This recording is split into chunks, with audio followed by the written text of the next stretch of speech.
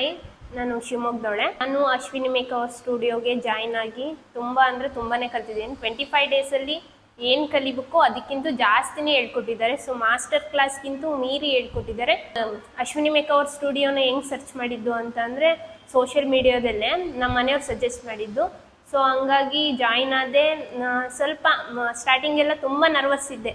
25 ಡೇಸಲ್ಲಿ ಕಲಿಯೋಕ್ಕಾಗುತ್ತಾ ಇಲ್ಲೋ ಅಂತ ಅಂದು ತುಂಬ ಇತ್ತು. ಇಲ್ಲಿಗೆ ಜಾಯ್ನ್ ಆಗಿ ಸ್ವಲ್ಪ ದಿನಕ್ಕೆ ನನ್ನ ಕಾನ್ಫಿಡೆನ್ಸ್ ಬಂತು. ಓಕೆ, ನಾನು ಮಾಡ್ಬೋದು, ಮತ್ತು ನನ್ನ ಕ್ಲೈಂಟ್ಸ್ ಅಟೆಂಡ್ ಮಾಡ್ಬೋದು ಅನ್ನೋ ಒಂದು ರೇಂಜಿಗೆ ನನ್ನ ಕಾನ್ಫಿಡೆನ್ಸ್ ಇದೆ.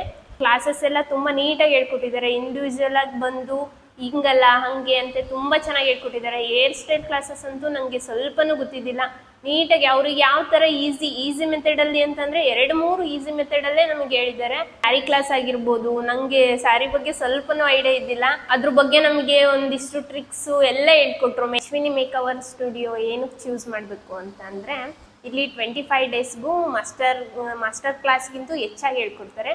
ಸೊ ಹಂಗಾಗಿ ನೀವು ಯಾರಾದರೂ ಇಂಟ್ರೆಸ್ಟ್ ಇದ್ದರೆ ಪ್ಲೀಸ್ ಅಶ್ವಿನಿ ಮೇಕವರ್ನೇ ಚೂಸ್ ಮಾಡಿ. ಯಾಕೆ ಅಂತಂದರೆ ನನಗಾಗಿರೋ ಎಕ್ಸ್ಪೀರಿಯೆನ್ಸು, ನಾನು ಮೇಕಪ್ಪಲ್ಲಿ ತುಂಬ ಅಂದರೆ 0 ನಾಲೆಡ್ಜ್ ನನಗೆ.